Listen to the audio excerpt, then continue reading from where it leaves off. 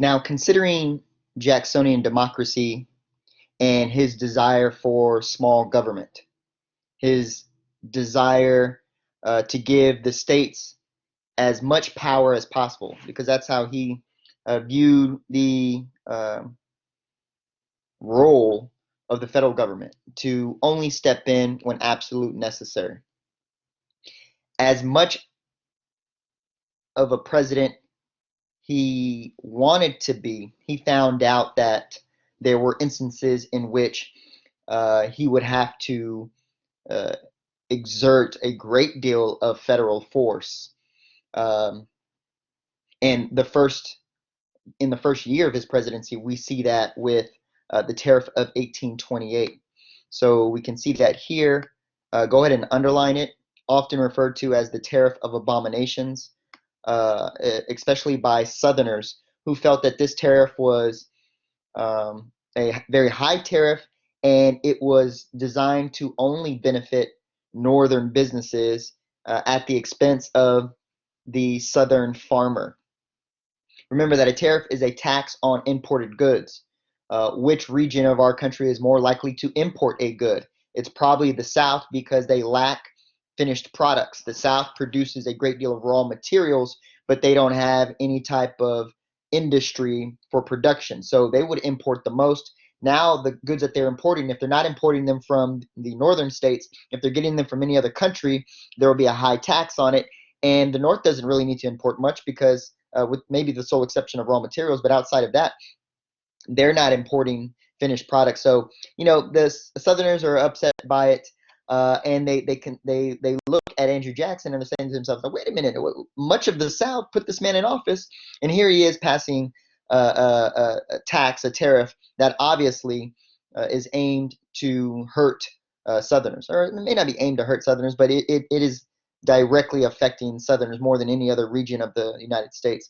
You can see from this picture here, Andrew Jackson, many people considered a combative president, and again, Trump kind of likes this. You can go and Google, like, the 10 coolest presidents of all time, and Andrew Jackson might be up there for many of the long, tall tales that are told of him. Andrew Jackson was also one of the first presidents to have an assassination attempt made against him, or made on his life, and he defended himself in that attempt. Obviously, he survived, but this guy wasn't going to take any crap, and often referred to as King Andrew the First, because he was willing to exert force when necessary, and not be ashamed of it. Because of this tariff of 1828, it will lead us to something known as the South Carolina Exposition. I'm going to need you guys to underline that. Now, this is a pamphlet that was authored by this guy here. His name is John C. Calhoun, and it was in response to the tariff of 1828. John C. Calhoun is going to say that the tariff is not only unjust, but it's unconstitutional, and he's going to encourage all southern states to just avoid the tariff. You don't have to pay the taxes. Forget it. It's not going to count. You just continue to operate as usual. So the South Carolina Exposition is at direct odds with the tariff of 1828, as supported by the president. And the real issue here is that John C. Calhoun, when it was originally published, it was published anonymously. But before you knew it, the author was revealed, and the author happened to be John C. Calhoun, who also happened to be the Vice President of the United States. So there was definite tension in the White House between the president and the vice president over this issue. Now, because the South Carolina Exposition is being circulated and it's gaining popularity and momentum in the South, many southern states are, and because it's coming from the vice president, many southern states are beginning to say, well, hey, let's do this. We're not going to pay any of these taxes. Now, if southern states begin to pick and choose which taxes they believe are fair, which taxes they want to pay, which taxes they don't want to pay, and the president doesn't do anything about that, we're setting a very bad precedent. And what I mean by that is, if you allow states to pick and choose what they want to do and when they want to do it, well, then what kind of control do you have at all? So Jackson says, no, no, no, no, no. You don't get to tell me what you think is unjust or unfair. You don't get to pick and decide that. There's a reason why I'm president of the United States. There's the reason why we have a federal government is to make sure that all states are acting in accordance. Now, don't get me wrong. Again, this is supposed to be a guy who's in favor of states' rights this, states' rights that.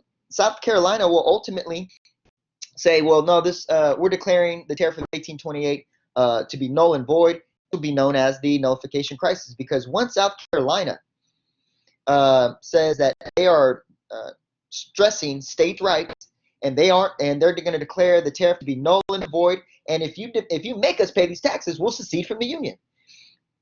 We'll have to pay very close attention to the state of South Carolina saying we are willing to secede from the Union, because they're going to make this threat again close to the American Civil War.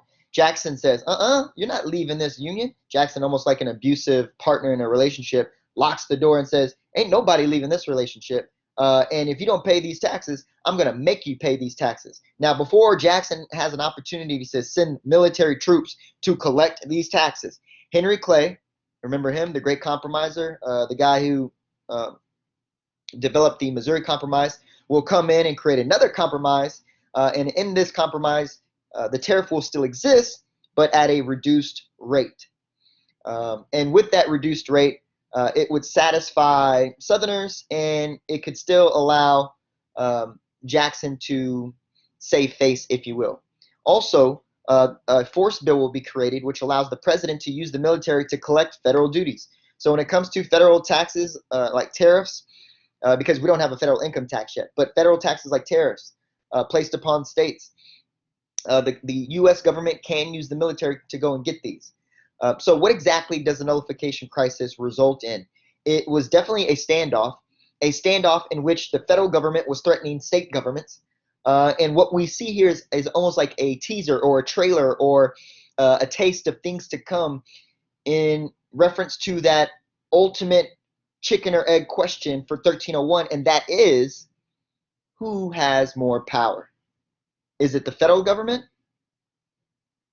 or is it the state government?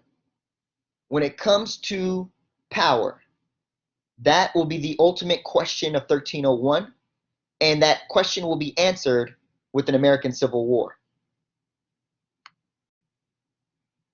At this time, go ahead and underline the Indian Removal Act. Jackson knew that he upset a great deal of his base with the fiasco of the Tariff of Abominations, and that was early in his presidency. He'll be nominated to 2 terms, and he will be elected to 2 terms. But in an effort to kind of bolster base and bring them back to the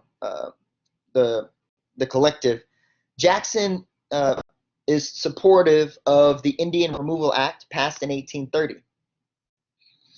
And what this would do is move the 5 civilized tribes, the Cherokee, the Creek, the Choctaws, the Chickasaws, and the Seminoles, and move them west of the Mississippi River. Just pick them up, uproot them, and say, you guys got to go over here because we need all of this available land for who?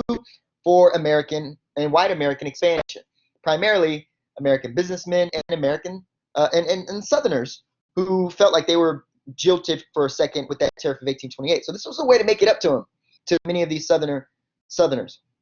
Now, what I find interesting about this is that history is defining these 5 tribes as these civilized tribes. And we got to ask ourselves, well, why do they call them civilized? And what does that actually mean?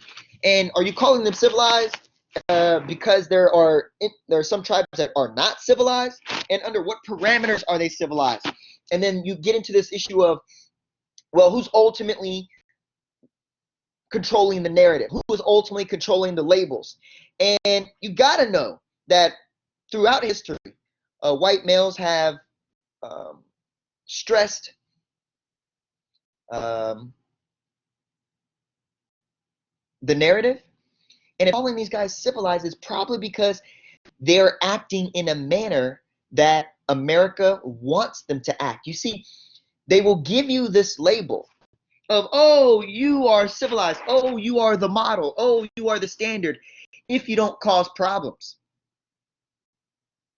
You know, those that may rock the boat at times get thrown out the boat. And many businesses cannot afford to have problems. They'll say, well, this person needs to be terminated because they're causing a problem. They're not acting civilized, or they're not acting in accordance of what we expect them to act. If you're calling these guys the 5 civilized tribes, they're probably acting in the manner and ways in which they were hoping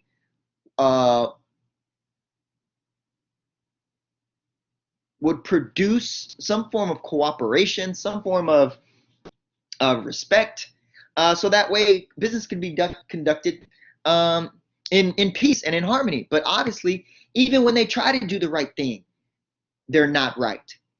And oddly enough, as most Native Americans, or the stereotypical story of Native American reaction to white westward expansion, that it would be conflict. It would be a battle, a war. In this particular case, because they're so civilized, they don't go to war in the typical sense. They go to war in the courts. Native Americans are ultimately going to plead their case in the Supreme Court case of Worcester versus Georgia. Go ahead and underline that. And please understand that this is a Supreme Court case. And in this case, the decision or the justices, led by Chief Justice John Marshall, will hold that Native Americans were a distinct people with distinct rights, and that the Indian Removal Act was not constitutional, it was not viable, and should not be executed. Andrew Jackson will respond to the decision of the Supreme Court, which obviously was in favor of the 5 civilized tribes, not the Indian Removal Act. And Andrew Jackson will simply state, well, John Marshall has made his decision, now let him enforce it. So the president is saying, okay, cool, I'm glad you think that these individuals are not going to have to abide by this Indian Removal Act, because they're going to, because I'm going to execute it as my job as the leader of the executive branch. My job is to enforce laws. I'm going to enforce it. Congress passed this law. Now, in our system of checks and balances, the Supreme Court makes a decision on the constitutionality of law.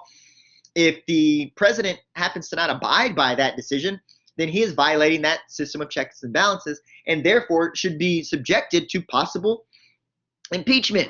But because Congress wanted it, because the president wanted it, and most of Americans could care less about Native Americans, the act will actually take place. So again, you have Native Americans trying their best to abide by the rules, play the game, and even when they play the game and go about it the right way, you end up still losing. And this seems to be a continuing narrative for minority peoples in this country. So the result of the Indian Removal Act will be the Trail of Tears. Go ahead and underline that. This will be the forced removal of about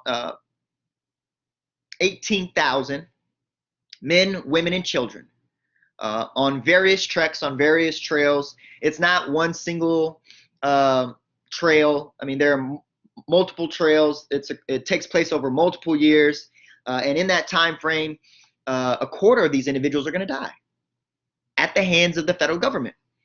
Under the care of the federal government, 25% of the people that they are moving will pass away for a multitude of reasons. But